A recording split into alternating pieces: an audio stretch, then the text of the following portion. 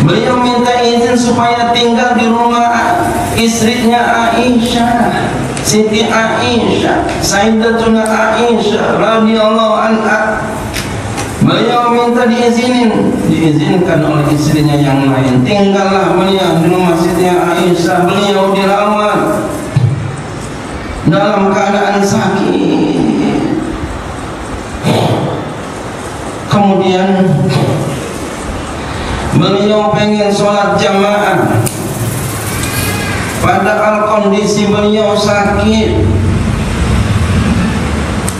Bahkan sakitnya itu sampai beliau dipapah, sampai dipapah oleh 2 orang.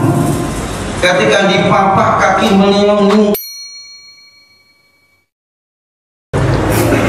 Assalamualaikum warahmatullahi wabarakatuh. Bismillah walhamdulillah wa syukurillah ala ni'matillah, wassalatu wassalamu ala sayyidina Muhammad ibn Abdillah wa ala alihi wa sahbihi wa man tabi'ahu wa nasarahu wa wala wa la hawla wa la quwwata illa billah. Amma ba'du. Hadratul mukarramin wa mukhtaramin, para bapak hadirin yang dimuliakan Allah Subhanahu wa ta'ala, wabil khusus orang tua kita, Ketua Masjid Nurul Hikmah Al-Mukarram Al-Muhtaram Ustaz Haji Munadi. Semoga Allah Subhanahu wa ta'ala sehatkan selalu beliau, baik jasmani maupun rohaninya, dan semoga Allah Subhanahu wa ta'ala berikan beliau anak cucu keturunan beliau soleh solehah, dan ada yang jadi ulama, amin ya rabbal alamin. Dan yang saya hormati Al-Mukarram Ustaz Haji Nahrawi,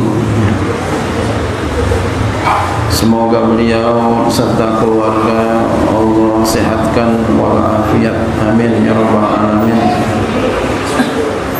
Dan yang saya hormati di sini, alhamdulillah ada mahasiswa dari Al-Azhar, namanya Akmal. Doakan beliau, ya, beliau ini anak teman saya Ustaz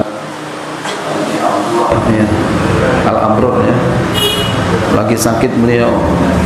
Kita doakan Fatihah buat ayahanda beliau, mudah-mudahan Allah angkat penyakitnya, Allah berikan kesehatannya, dan juga beliau lagi kuliah, mudah-mudahan berhasil ya Allah, berkah ilmunya.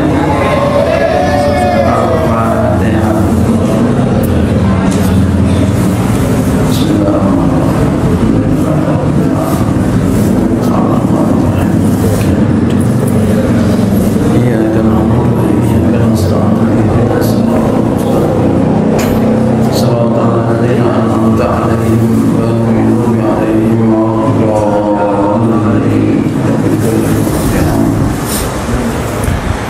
Pertama-tama dan yang paling utama, tiada kata dan bahasa yang pantas untuk kita uraikan malam ini kecuali untayan tasyakur yang teramat mendalam kehadirat ilahi Rabbi Rabb. Alhamdulillah hingga kini beliau masih tetap berkenan kepada kita, menganugerahkan aneka macam nikmat, cucuran ragam rahmat, sehingga alhamdulillah sampai kini kita masih dalam kondisi sehat walafiat, alhamdulillah. Salawat juga salam semoga selalu diberikan kepada junjungan kita, pimpinan kita, Sayyiduna Muhammad sallallahu alaihi wasallam. Hadirin yang dimuliakan Allah Subhanahu wa ta'ala,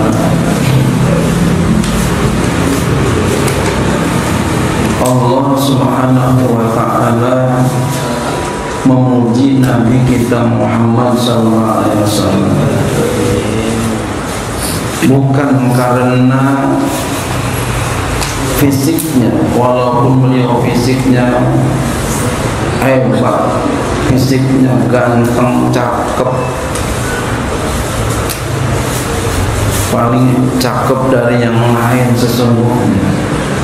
Bukan karena ilmu, walaupun memang beliau ilmunya hebat, lebih hebat daripada yang lain. Bukan karena kekuatannya, walaupun beliau itu kekuatannya Masya Allah, istrinya lebih dari 4, kita 1 aja telak. Bukan.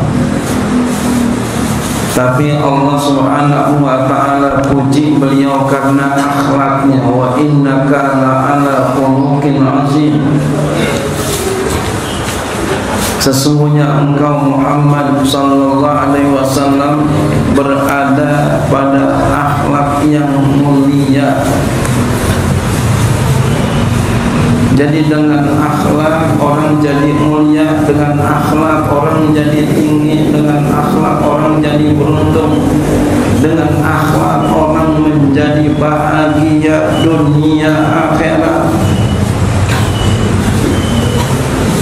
Ilmu penting, sangat penting, tapi akhlak lebih penting. Berapa banyak orang yang dipecat padahal pintar. Ketika kemarin musim corona, banyak orang yang dipecatin padahal pintar. Titelnya S1, S2, bahkan S3, S-Komung kagak ada ya. Dipecat, diberhentikan, padahal pintar, padahal cerdas, tapi yang akhlaknya mulia enggak diberhentiin, bahkan disekolahin. Yang titelnya udah S3 itu diberhentiin, yang masih S1 dikuliahin. Kenapa? Akhlak.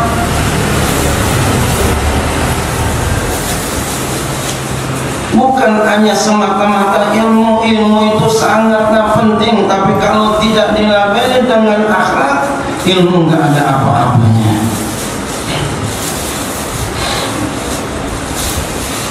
Maka malam ini kita ingin cerita tentang kelebihan daripada akhlaknya baginda Rasulullah SAW. Dan kita cerita tentang manaqibnya Rasul SAW adalah suatu kisah yang sangat banyak memberikan kemanfaatan. Imam Al-Ghazali beliau punya kitab namanya Ihya Ulumuddin, kita kenal banget atau kita baca di sini mukhtasarnya. Beliau mengutip perkataannya Imam Sufyan Ats-Tsauri. Imam Sufyan Ats-Tsauri itu adalah beliau, ada yang mengatakan beliau adalah gurunya Imam Syafi'i. Karena beliau ya, wafatnya adalah Imam Sufyan Ats-Tsauri 161. Jadi guru kecilnya Imam Syafi'i. Imam Syafi'i wafatnya 150.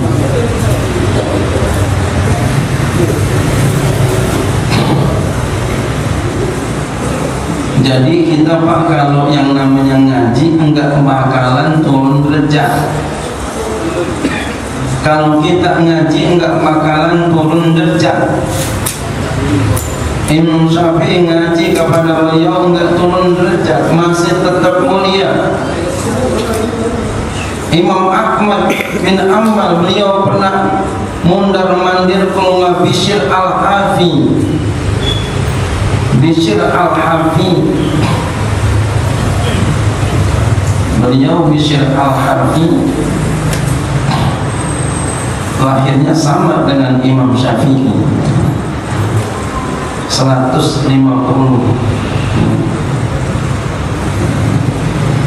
Tapi panjangan Imam Syafi'i beliau wafatnya dia, lahirnya Imam Syafi'i 150 Hijriah, lahirnya Imam Syafi'i, wafatnya Imam Abu Hanifah, juga lahirnya Bishr al-Harfi.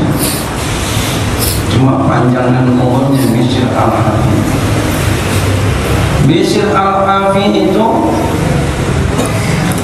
pernah dimundar-mandirin oleh Imam Ahmad. Muridnya Imam Ahmad sampai jengkel ngeliat Imam Ahmad mundar-mandir ke rumah Bishr al-Harfi. Emang kenapa Bishr al-Harfi? Bishr al-Harfi itu tadinya sejarah mencatat beliau suka minum minuman keras. Cuma pada satu saat diceritakan, diantaranya diceritakan ya, beliau ketika pulang dari mabuk-mabuk, ketika jalan pulang ketemu ada papan kecil bertuliskan Bismillahirrahmanirrahim. Ketika beliau ketemu itu ada papan kecil bertuliskan Bismillahirrahmanirrahim, beliau ambil. Ketika beliau ambil, beliau semprot pakai minyak wangi. Beliau wangi-wangiin itu tulisan Bismillahirrahmanirrahim di atas papan. Lalu beliau taruh di rumahnya di tempat yang mulia karena memuliakannya, karena mewangikannya. Allah Subhanahu wa ta'ala mewangikan nama beliau. Masya Allah. Lantaran ini Bishr al-Harfi dapat petunjuk dari Allah Subhanahu wa ta'ala. Tadinya mabuk-mabuk enggak lagi. Imam Ahmad radhiyallahu anhu, beliau pernah mundar-mandir ke rumah Bishr al-Harfi, duduk mencari manfaat ilmu darinya, sehingga ada beliau punya sahabat, punya murid jengkel melihat Imam Ahmad, tanya kepada beliau, Imam Ahmad, kenapa engkau mundar-mandir ke rumah Bishr al-Harfi? Kan Bishr al-Harfi orangnya begitu. Kalau ada kata orang sekarang apa? Baru hijrah.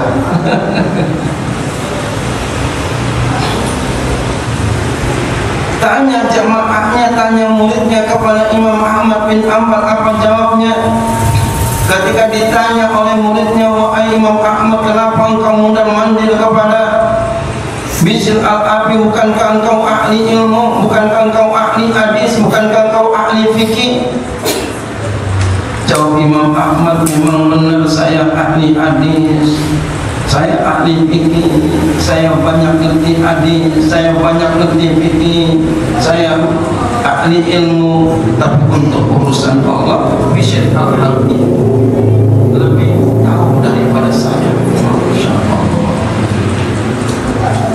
Beliau oleh karenanya duduk mundar-mandir kepada Bishr al-Harfi. Artinya apa, Pak? Kita ngaji walaupun udah jadi kiai seperti Imam Ahmad bin Hanbal, tidak mengurangi derajat kekiaiannya. Beliau sampai sekarang masih dalam kategori imam madhab yang 4. Masya Allah. Saya ingin tadi cerita sedikit tentang Imam Ghazali, kitab Imam Ghazali, kutipan beliau, mengutip beliau, artinya beliau bukan orang sembarangan. Imam Sufyan Ats-Tsauri bukan orang sembarangan. Apa yang dikatakan oleh Imam Sufyan Ats-Tsauri? Kata beliau, zikri sholihina tanzilur rahmah. Menyebutkan orang-orang yang soleh turun rahmat. Itu kalau kita sebutkan orang soleh, Pak, Orang soleh itu siapa? Al-qaim bi huquqillah wa huquqi ibadihi. Orang yang melaksanakan hak-hak Allah, orang yang melaksanakan hak-hak hambanya, orang soleh. Jadi nggak mesti jadi ustaz orang soleh, Pak. Syukur-syukur jadi ustaz. Dia melaksanakan hak-hak Allah, dia melaksanakan hak hambanya, orang soleh. Jadi kalau ada orang umpama Pak sembahyangnya rajin, puasanya rajin, setiap malam dia sholat malam, bahkan nggak tidur, setiap hari dia puasa, tapi sama tetangga judas,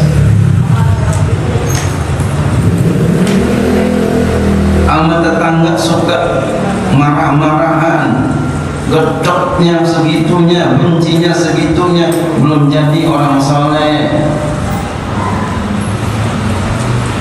Sama saudara berantem, sembahyangnya rajin, belum jadi orang soleh. Atau sebaliknya, sama orang baik, setiap hari orang dibagi makanan, setiap bulan bagi duit, enggak pernah enggak itu, tapi kata sembahyang, belum jadi orang soleh. Masya Allah. Jadi kalau pengen jadi orang soleh, lihat hubungan kita vertikal horizontal kepada Allah, kepada sesama mesti baik.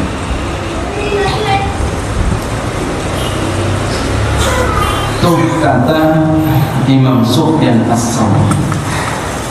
Ini senada juga dengan apa yang dikatakan oleh Muhammad bin Yunus. Muhammad bin Yunus, ya, beliau adalah seorang ulama besar di zamannya. Memang jarang mungkin di telinga kita dengar Muhammad bin Yunus.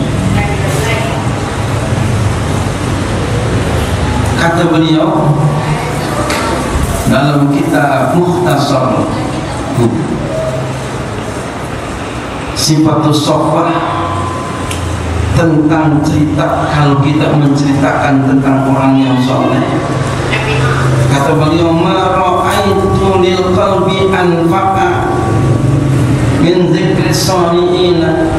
Aku belum pernah melihat yang lebih manfaat kepada hati daripada menyebutkan tentang kisah orang-orang soleh.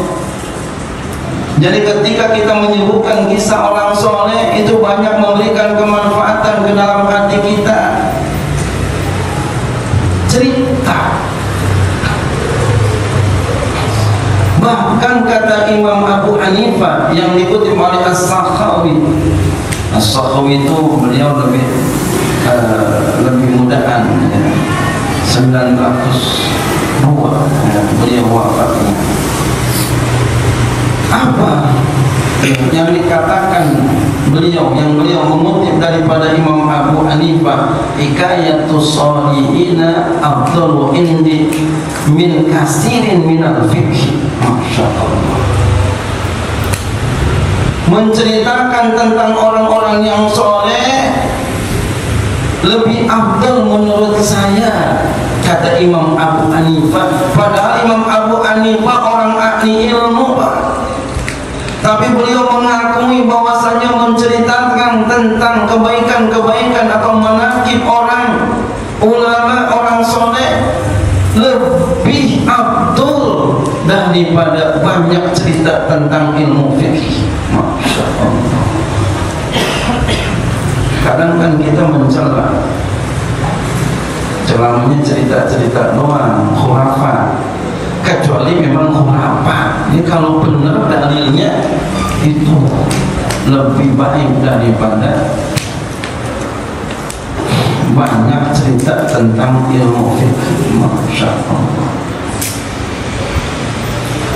Bagaimana Nabi kita Muhammad SAW?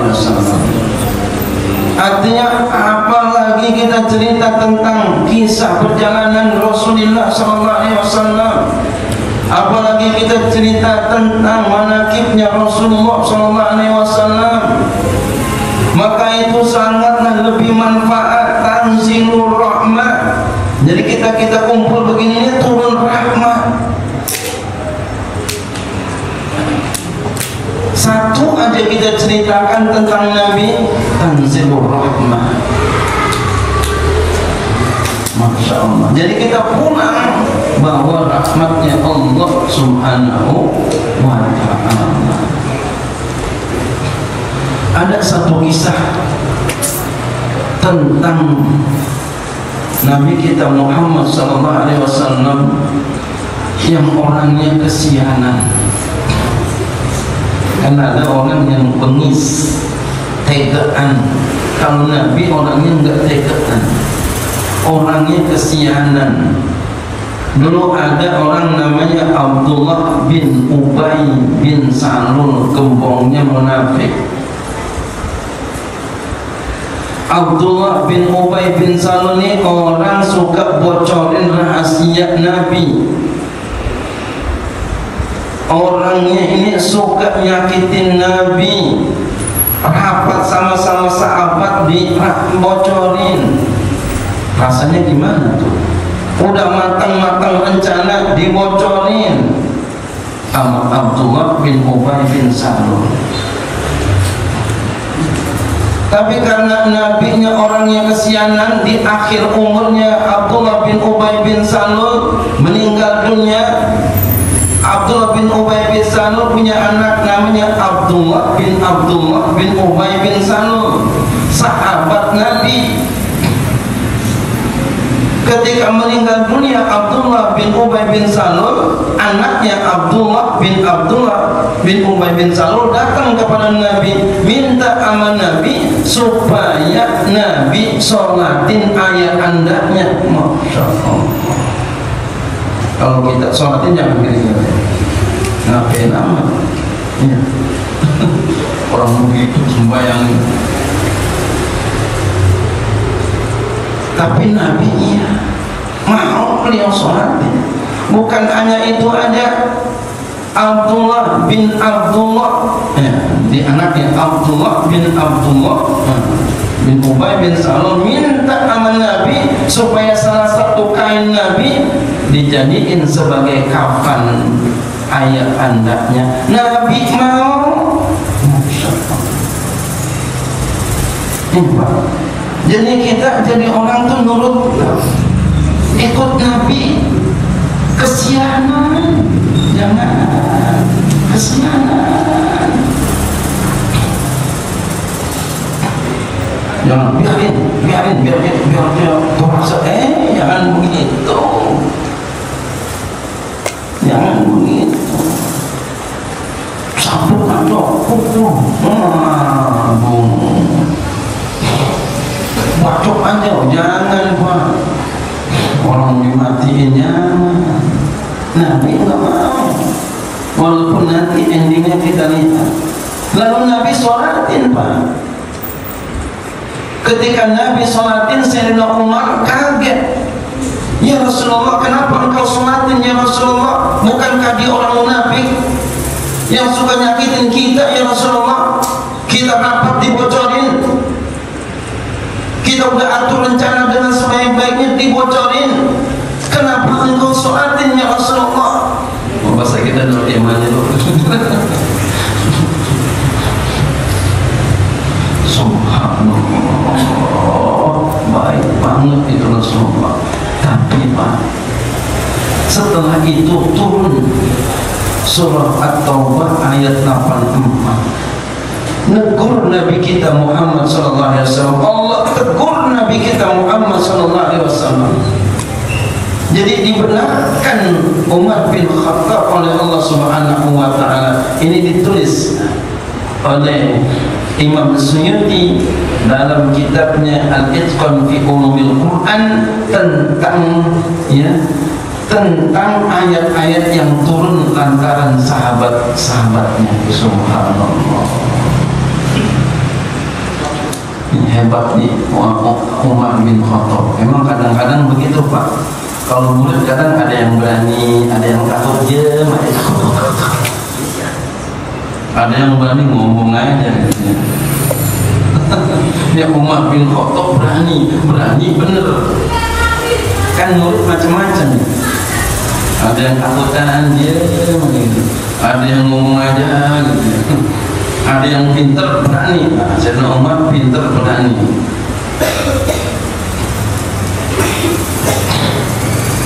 Hadirin yang dimuliakan Allah Subhanahu wa taala. Dan yang kedua, Nabi itu orangnya kesianan. Nabi itu mikirin umatnya. Nabi enggak, bahasa kita enggak dewek-dewek, kita sendiri-sendiri aja sebagai pemimpin, yang penting kenyang. Enggak. Nabi pikirin orang-orang yang ngikutin beliau. Suatu saat Nabi kita Muhammad sallallahu alaihi wasallam beliau ingin wafat, meninggal dunia. Waktu itu beliau berada di suatu rumah istrinya selain Siti Aisyah. Lalu beliau minta kepada istri-istrinya yang lain supaya beliau tinggal di rumah Aisyah. Lalu beliau diantarin tinggal di rumah Aisyah, dirawat. Orang kan begitu ya. Kalau bini 2, bini 3, bini 4, kalau sakit bini muda, bini tua. Bini tua.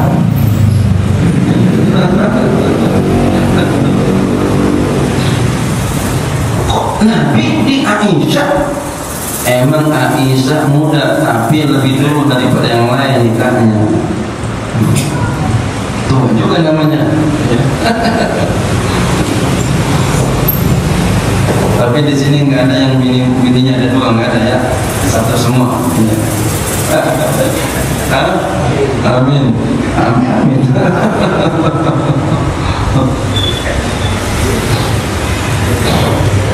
Beliau minta izin supaya tinggal di rumah istrinya Aisyah, Siti Aisyah, Sayyidatuna Aisyah radhiyallahu anha. Beliau minta diizinkan oleh istrinya yang lain. Tinggallah beliau di rumah Siti Aisyah. Beliau dirawat dalam keadaan sakit. Kemudian beliau pengen sholat jamaah, padahal kondisi beliau sakit. Bahkan sakitnya itu sampai-sampai beliau dipapah, sampai-sampai dipapah oleh 2 orang. Ketika dipapah, kaki beliau ningkring, kalau bahasa kita mah. Ujungnya sampai kena, ujungnya nempel di lantai. Orang kalau ujungnya doang nempel di lantai, kira-kira sakitnya siapa itu? Sakit benar. Nabi itu jarang sakit, Pak. Nabi itu sehat mulu, kayak kita sakit mulu ya. Nabi itu jarang sakit, sekali sakitnya meninggal dunia. Saya punya sahabat almarhum yang meninggal, jamaah kita juga. Dia juga sama tuh, cerita teman-temannya jarang sakit. Maka ketika dia sakit, orang pada heran. Obatnya apa? Mandi malam. Boleh diamalin itu, tapi nggak pakai kembang, nggak usah. Mandi malam dari jam 12 mandinya Pak, sampai sebelum subuh. Maksudnya antara itu, bukan Bapak mandi dari jam 12 nggak bisa sampai subuh.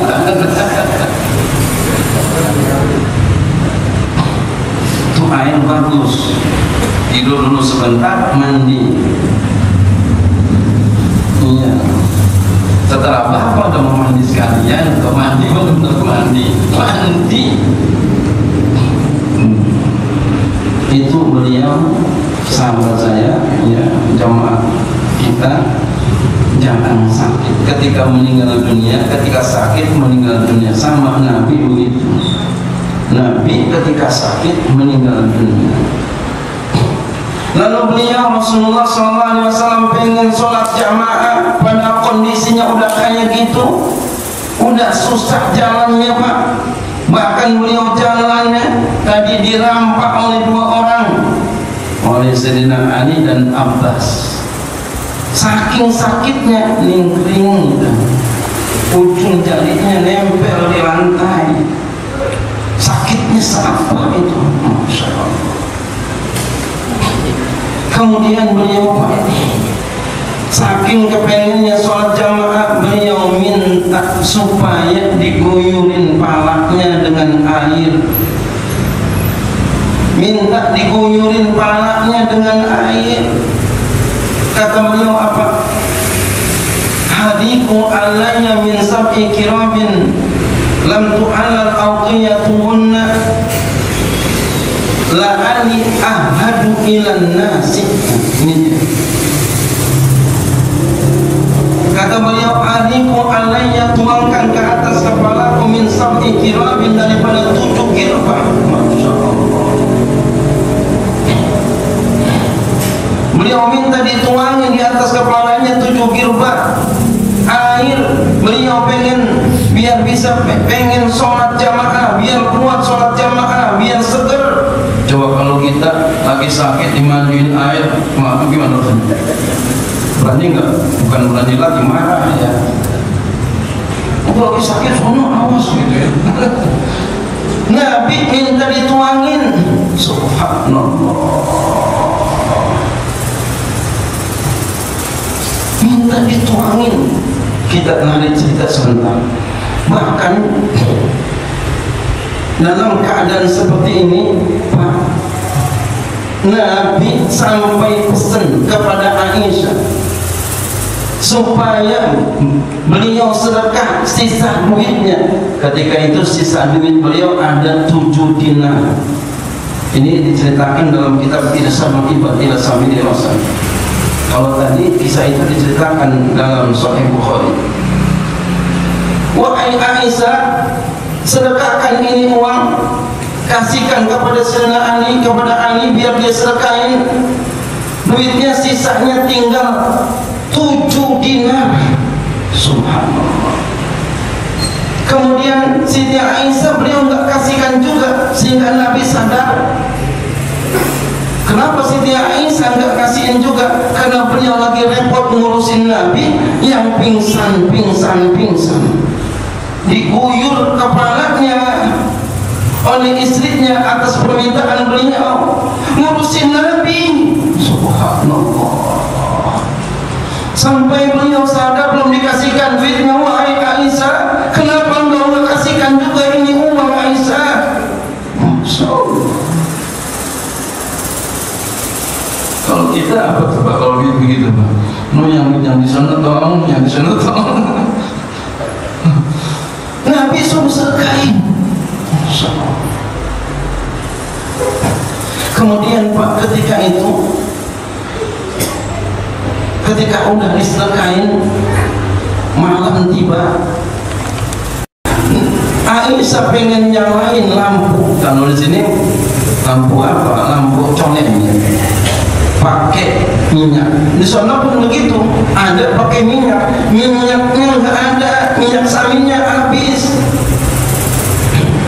Di rumah beliau minyak saminnya habis. Beliau minta kepada istri-istri yang lain juga habis. Jadi Nabi nggak ada punya apa-apa. Pantas kalau Nabi mengatakan Allahumma amisna miskinan wahsyurna bi zumratil masakin. Nabi minta mati dalam keadaan miskin, dikurung dalam keadaan miskin. Makanya beliau Pak, ekonominya ya, kata Syafi Antonio ya, saudaranya, saya punya bukunya itu namanya Leadership. Beliau punya buku, beliau menceritakan bahwasanya ekonomi beliau itu, ekonomi Nabi kita Muhammad SAW kayak perahu ditelungkupin. Pertama naik, kedua datar, ketiga turun. Miskin. Masya Allah. Sampai kayak begitu tuh kisah Nabi kita Muhammad SAW. Kita kembali lagi ke kisah yang tadi. Nabi kita Muhammad SAW, beliau minta diguyurin air kepalanya. Beliau pengen hadir sholat jamaah. Lalu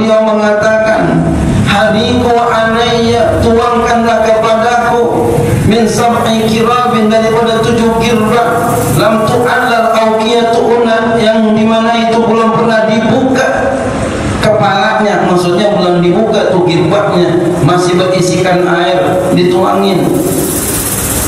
Supaya apa kata beliau? La'ali ahadu ilan nasi, mudah-mudahan aku bisa berpesan-pesan kepada orang-orang. Masya Allah, dalam kondisi seperti itu beliau masih pengen pesen-pesen sama sahabatnya, sama umatnya, padahal keadaannya udah kayak begitu. Saking apanya? Saking sayangnya. Coba kalau kita, apa yang kita lakukan? Subhanallah. Hadirin yang dimuliakan Allah Subhanahu wa ta'ala. Kemudian beliau sholat. Ini sholat jamaah. Nah, kemudian yang berikutnya cerita tentang kisah beliau, akhlaknya luar biasa. Suatu saat Nabi kita Muhammad SAW bersama sahabatnya, Pak, beliau sedang berada di masjid. Tiba-tiba ada seorang Arab Badui datang, main kencing aja, Kalau kita apain kira-kira tuh, Pak? Bakel kan? Bakelnya bakel. Sama sahabat-sahabat yang besar-besar ketika itu pun, sahabat besar ada Abu Bakar, ada Umar, ada Utsman di situ. Juga begitu gergetan. Tapi kata Nabi, jangan. Orang Arab Badui itu saking senangnya ngelihat akhlak Nabi, gembira beliau, takjub dengan akhlak Nabi. Apa yang beliau katakan? Allahumma arhamni wa Muhammadan wa la tarhamna wa la tarham ma'ana ahadan. Ya Allah, berikan rahmatku dan Muhammad, jangan kau berikan seorang pun rahmat, ya Allah. Masya Allah.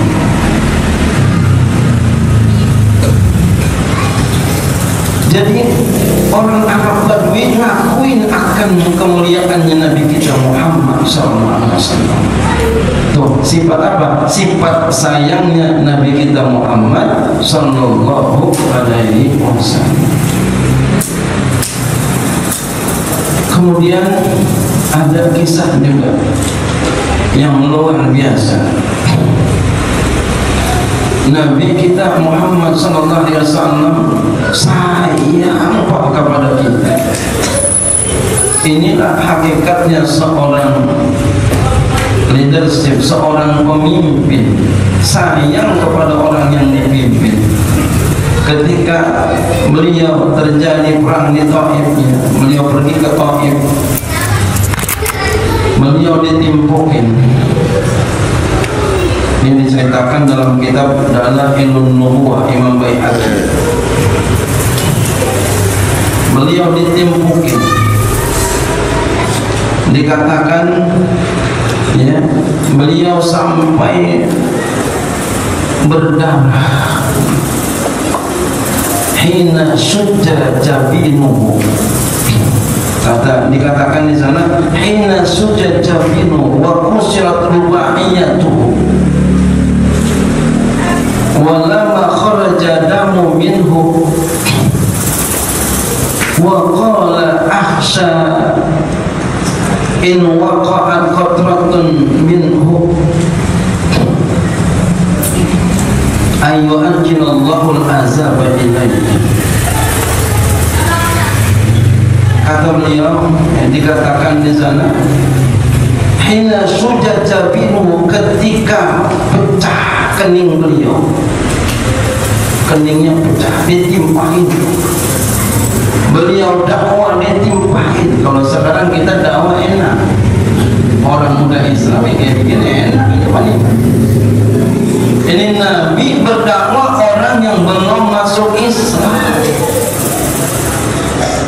kita ditimpain kayak begitu, kira-kira besok datang lagi bakal nggak?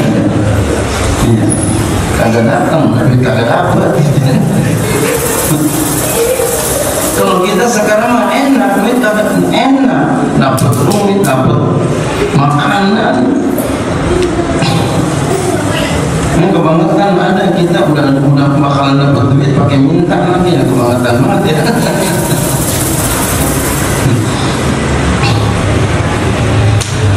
Beliau Nabi kita Muhammad SAW sampai beliau menetes darahnya hina sujud jabir wa qusirat rubaiyatuh, menetes darahnya dari keningnya dan patah giginya. Walamma kharaja damu minhu, dan tatkala keluar darah darinya, talaqqum biyadihi, beliau menadahkan dengan tangannya. Masya Allah. Jadi menetes darah beliau tadahkan dengan tangannya. Enak emang kenapa beliau tadahkan dengan tangannya? Kata beliau, akhsha in waqa'at qatratun minhum ayyu'ajjinullahu al-azaba alaihim. Masya Allah. Nabi sayang sifatnya. Aku takut jika jatuh itu tetesan darah al-ardi ke muka bumi, al-ayyu'ajjinullahu al-azaba alaihim. Masya Allah, Allah akan segerakan siksaan kepada mereka. Kemudian ada sahabat ngomong lagi, ya Rasulullah, sumpahin. Kata Rasulullah apa? Allahumma hdi qaumi fa innahum la ya'lamun. Ya Allah, beri petunjuk kaumku karena kaumku enggak tahu. Tuh Nabi sampai begitu. Makanya Nabi beliau memang kalau ayahnya kufur umpama, ayahnya munafik umpama, tapi beliau mengharapkan keturunannya. Makanya keturunan Abdullah bin Salul bin Ubay, ada keturunannya siapa? Abdullah bin Salul. Ikrimah itu juga anak orang kafir, musuhin Nabi, jadi seorang perawi hadis, sahabat Nabi. Nah, kita pun begitu berdakwah. Jangan orang kita pukulin, orang kita ancam, jangan Pak. Kita perlu maaf sama orang. Kalau orang enggak suka sama kita, cinta enggak bisa dipaksa. Yang penting kita udah sampaikan dakwah dengan secara baik.